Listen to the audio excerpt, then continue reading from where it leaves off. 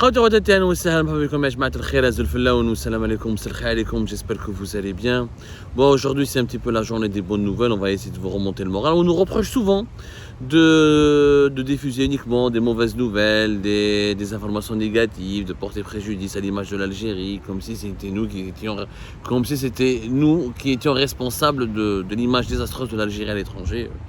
C'est vraiment nous faire ce procès-là, c'est vraiment idiot. Mais bon, encore une autre bonne nouvelle, Ejma'a, un programme ambitieux sera développé en Algérie pour accélérer le développement ou pour améliorer le tourisme saharien. Depuis récemment, ces dernières semaines, les autorités algériennes ont eu la belle idée, la magnifique idée d'inviter une délégation de tour opérateurs touristiques français et de journalistes français spécialisés dans le tourisme, notamment des publications françaises spécialisées dans le tourisme. Ils ont été invités pour faire un tour dans le Grand Sud, notamment du côté du parc national de la Hagar et de la Sakrem, du côté de la Hagar, la Sakrem, Janet, Taman al-Asset, pour découvrir la beauté de cette région et pour exposer, médiatiser, promouvoir les atouts touristiques majeurs et les sites majestueux, les paysages splendides et comment dire, qui sont à couper le souffle. Moi, j'ai eu l'occasion de faire le Grand Sud algérien à maintes reprises, au moins 3 ou 4, pas 5 fois même.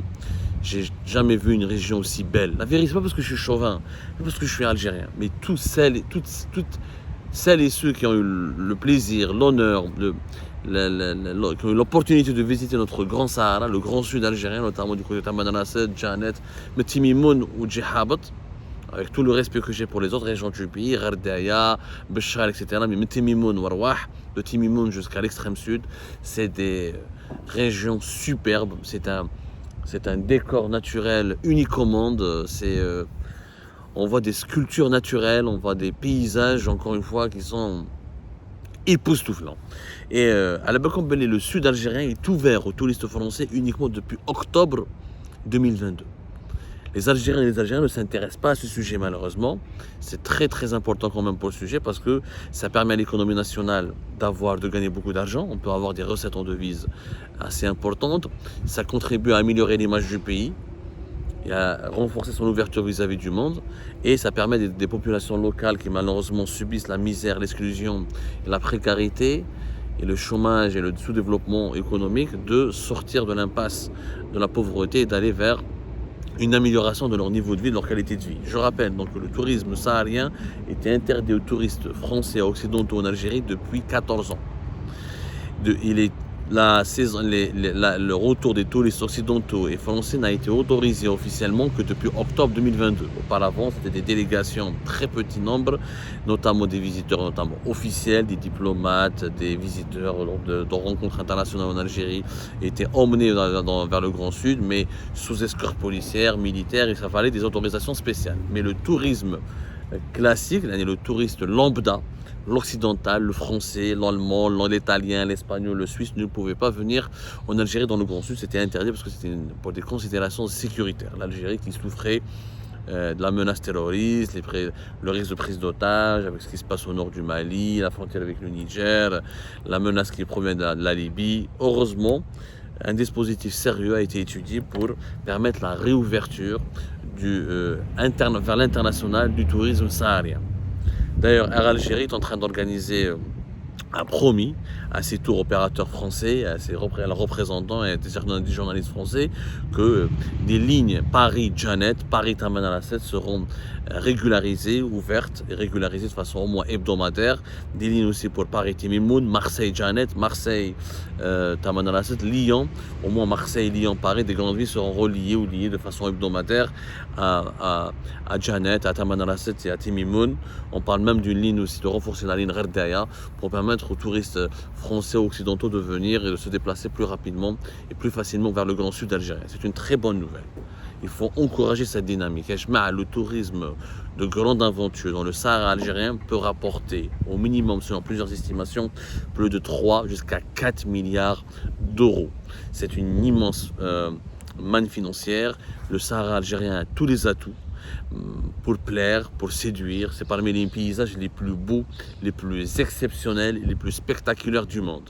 Des aventuriers du monde entier de l'Asie jusqu'à l'Amérique du Nord, en passant par l'Occident, par l'Europe occidentale et même l'Europe de l'Est, veulent venir en Algérie et profiter et de découvrir ces paysages légendaires. Sauf maintenant, bien sûr, malheureusement, le régime algérien doit prendre conscience de certaines choses. Pour développer le tourisme saharien, il faut développer les infrastructures, il faut laisser les opérateurs privés.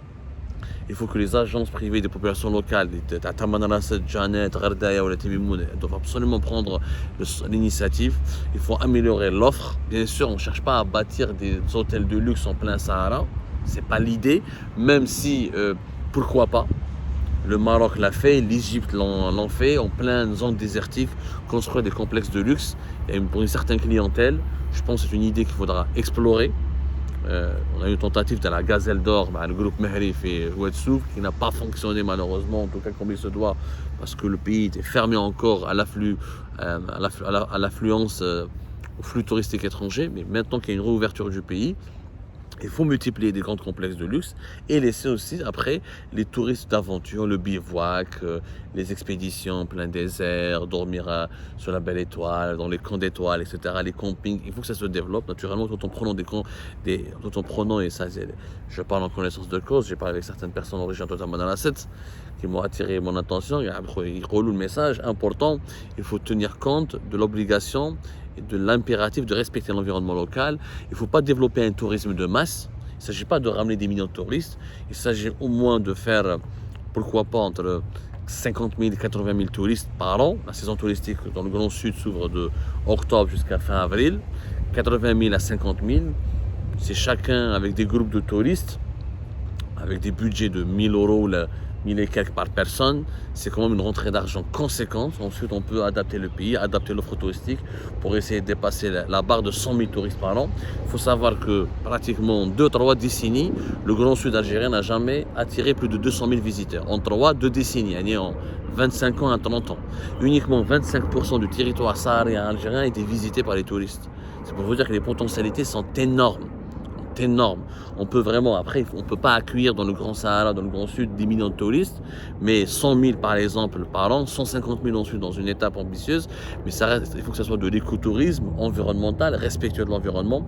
Généralement, les touristes occidentaux, les grands pays développés sont respectueux de l'environnement. Ceux qui salissent, comme on le voit à Béchar, la fêtarite à chaque fête, les fêtes de fin d'année, ce sont malheureusement les touristes locaux qui laissent salissent, qui transforment le désert en un dépotoir, en décharge sauvage.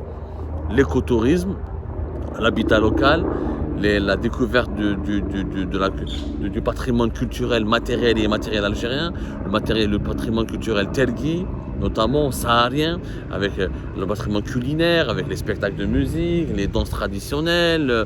L'Algérie est le sud algérien, le grand sud, est une richesse dormante.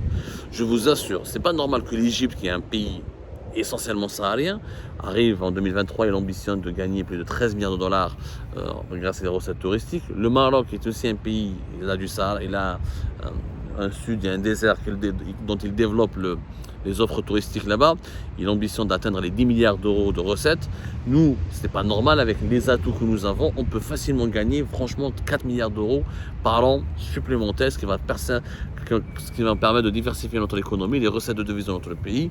Et ce sera de l'argent directement qui sera injecté dans les régions touristiques du Grand Sud pour développer des infrastructures, des services publics, au niveau de l'éducation, au niveau de la santé, au niveau de la création d'emplois. Et le tourisme peut permettre à des dizaines de jeunes Algériens, voire des centaines, pour ne pas dire des milliers, de travailler, d'apprendre. Il faut maintenant apprendre des langues étrangères, développer une qualité d'accueil, faire preuve d'ouverture d'esprit.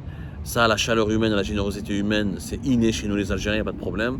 Mais il faut que le pays ait fait une campagne de promotion de son image. L'Algérie, elle a une très mauvaise image à l'étranger. Les Occidentaux, les Européens, les Américains, même pour certains Chinois, ils disent que l'Algérie, terrorisme, c'est du terrorisme. On confond l'Algérie avec Boko Haram. Il y a le problème de la menace avec le nord du Mali, le passé troublant de l'Algérie. L'Algérie, une dictature qui a une mauvaise image, la répression, pas de liberté d'expression. manifestations, par des libertés publiques individuelles. Les femmes ne sont pas libres, on ne peut pas sortir, on ne peut pas s'embrasser, on ne peut pas boire, on ne peut pas manger ce qu'on veut. Ça, il faut absolument faire un effort. Il faut que l'Algérie investisse énormément dans les grands médias internationaux, comme le fait l'Arabie Saoudite. Regardez comment l'Arabie Saoudite est en train de miser sur le tourisme. Depuis 2021-2022, l'Arabie Saoudite a lancé un grand plan de développement de son tourisme. L'Arabie Saoudite est un grand pays saharien. Je ne dis pas par chauvinisme, mais le Sahara algérien il a un charme unique, il a des formations géologiques, des paysages assez uniques. C'est un mélange entre les dunes et le désert de pierre. L'Algérie, quand même, c'est parmi les plus grands pays du monde. Et on a pratiquement l'un des plus grands déserts du monde, donc on a des atouts énormes. Je vois l'Arabie Saoudite, comment ils invitent des stars, Jabou Missi, ils font des concerts de musique, libération des mœurs, travailler sur la bonne image du pays, sur comment rassurer les étrangers qui viennent en Arabie Saoudite, essayer de leur donner, de leur inculquer une autre image, parce que malheureusement les gens à l'étranger croient que l'Arabie Saoudite est uniquement un pays rigoriste, fanatique, où on coupe les mains, on condamne à mort, où les femmes n'ont pas le droit de circuler, de vivre, etc. Si l'Arabie Saoudite est en train de s'ouvrir en améliorant son image à l'étranger, l'Algérie devra le faire. Le problème de l'Algérie, c'est les gens ne la connaissent pas, la méconnaissance profonde du monde de l'Algérie. Comme la Tunisie, le Maroc, mais l'Algérie, à l'exception de notre histoire, liée à la guerre de l'indépendance, à l'exception de notre soutien pour les pays du sud de la planète, notamment du continent africain, pour leur émancipation vis-à-vis du colonialisme, et quelques footballeurs connus, le rail, le couscous, le reste, il n'y a rien qui permet à l'Algérie d'être connue dans le monde. Et ce n'est pas normal. La culture algérienne, le pays, la nature, le pays des paysages, nous avons suffisamment d'atouts pour être normalement l'un des pays les plus connus du monde. Il faut absolument lancer une très belle campagne promotionnelle, améliorer le sens de l'accueil, encore une fois, donner des gages de garantie. Déjà pour les visas, ça s'est amélioré, je m'en réjouis. Une bonne mesure, le gouvernement algérien là. Pour les visas pour le sud algérien, ils peuvent être délivrés sur place. Le prix des visas est pour 110 € pour 90 jours, au-delà de 130 € pour une autre période, pour une période plus élevée. Le délai entre une semaine et 15 jours, c'est pas très compliqué. Franchement, on peut même casser les prix des visas. Pourquoi pas mettre ou des visas gratuits ou des visas à 50 € à des prix symboliques. Si ça permet d'avoir un grand nombre de touristes, il est préférable que le touriste dépense son argent sur place pour financer des activités locales, pour financer des guides, des hébergements locaux, pour manger local, etc. Au lieu de donner à des consulats en Algérie ou en France, ça ne sert à rien. Donc pourquoi pas un visa gratuit ou un visa pas cher ou un prix symbolique. Même si 110 € pour un touriste français ou européen qui veut aller en Grand Sud, c'est pas grand chose. Mais toujours donner des facilitations, booster les gens à venir, attirer. Le tourisme aujourd'hui, c'est une bataille, c'est une compétition mondiale. Il y a l'Arabie Saoudite, il y a le Qatar et les Émirats, même des pays très riches en pétrole et en gaz qui snobaient le tourisme aujourd'hui, développent des secteurs touristiques et une compétition énorme. Je vais vous dire, l'Égypte, le Maroc, nous sommes dans le bassin méditerranéen qui quand même compte parmi les plus grandes puissances touristiques du monde. La Turquie, l'Espagne, l'Égypte, la petite Tunisie, quand même. Donc là, on doit s'illustrer, se distinguer, se différencier par un produit authentique, en devenant une destination originale, authentique, riche en culture locale, avec une générosité, une hospitalité un peu unique au monde.